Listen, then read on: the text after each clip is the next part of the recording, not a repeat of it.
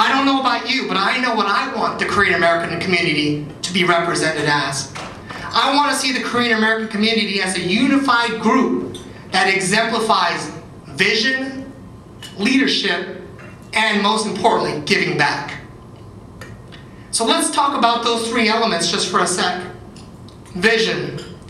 Too often, I believe we are blinded by our short-term objectives, and we lose out on the vision of our capacity and influence. We are blinded by just focusing on our career, becoming a doctor, becoming a lawyer, buying a bigger home. Well, those things are nice, but we also need people in the Korean American community that are visionaries, with dreams, with goals, that go beyond just their own goals, but everyone else's goals.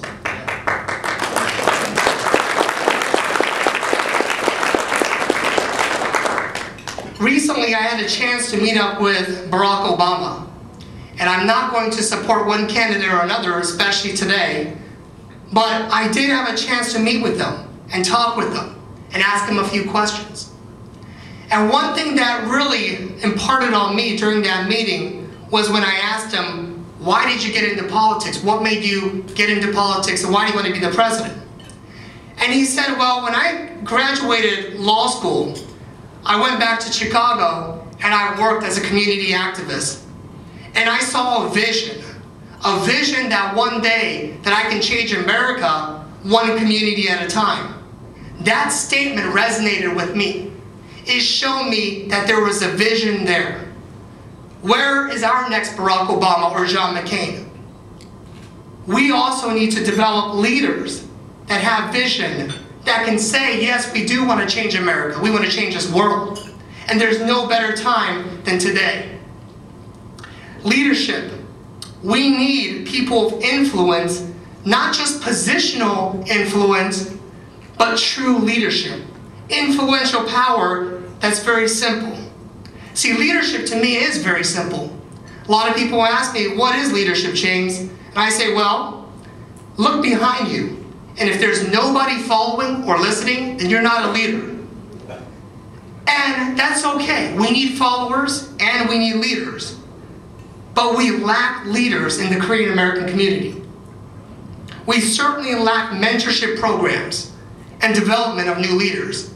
So when I heard the lady talk about the State Farm program, that's an awesome thing that we're doing. That's very cool to me.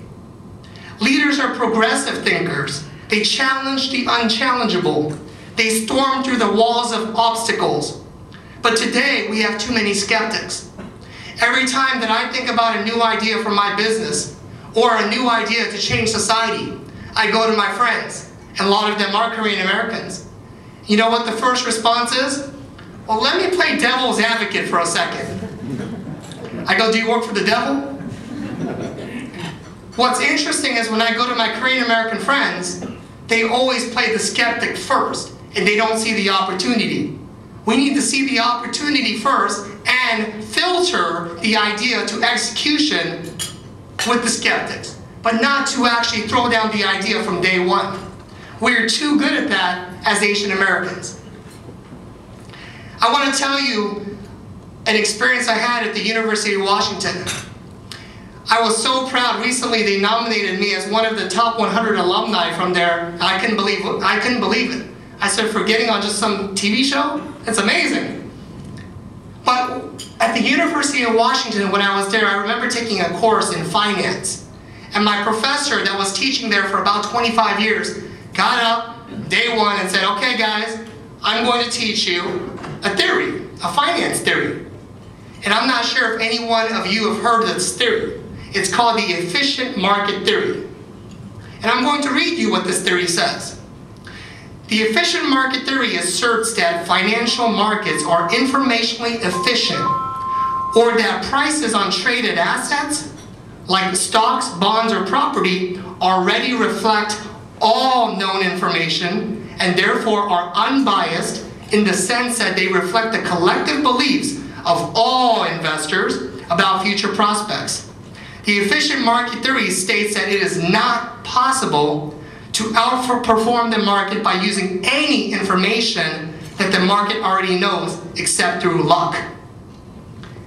When I heard this theory, I raised my hand. I said, "Professor, I think your theory is wrong." He said, "Son, I've been teaching here 25 years. Why do you think it's wrong?" I said, "It's just flat out wrong because you're saying that the market's so efficient that we can't take advantage of the opportunity in today's world. And if you start teaching your students that today in bright minds in college that are young, they're going to think that's how the world works. But I'm sorry, the world does not work that way." I remember hearing a story about Howard Schultz when he started Starbucks. 40 investors or 39 investors said no to him at first. They said, "There's already Dunkin' Donuts. Who needs Starbucks?" Well, I'm glad Howard Schultz didn't listen to them. For those of you who are into the social networking space, people say, "Whoa, there's already MySpace. There can't be another successful social network." Well, look what happened with Facebook. So whenever somebody tells me that I can't do something because it's been done or the market is efficient, I say no way. But we as Asian Americans, not only Korean Americans, have a strong belief that things have been done before, so therefore why try new things? Go with the old. Stay in the same path of being a doctor or lawyer because it's a safe route. And it's a great route for the right people. But there's other avenues and other ways and other opportunities for us. The third and most important element that I believe that we as a Korean American community need to stand for is giving back. I volunteer with the United Way of King County. It's one of the largest profits in King County. And I remember meeting with the Director of Development on strategies to help raise awareness for the United Way. And he told me that there's two groups that are the troubled groups right now. And I thought he was going to talk about maybe the homeless. But no, he begins to tell me there's two groups that don't give, that very rarely give their time or money. And one was young professionals, and two were Asian Americans. I was deeply saddened to be in that meeting because I am an Asian American that's a young professional. I'm both. And a lot of us sitting here today are Asian American or young professionals.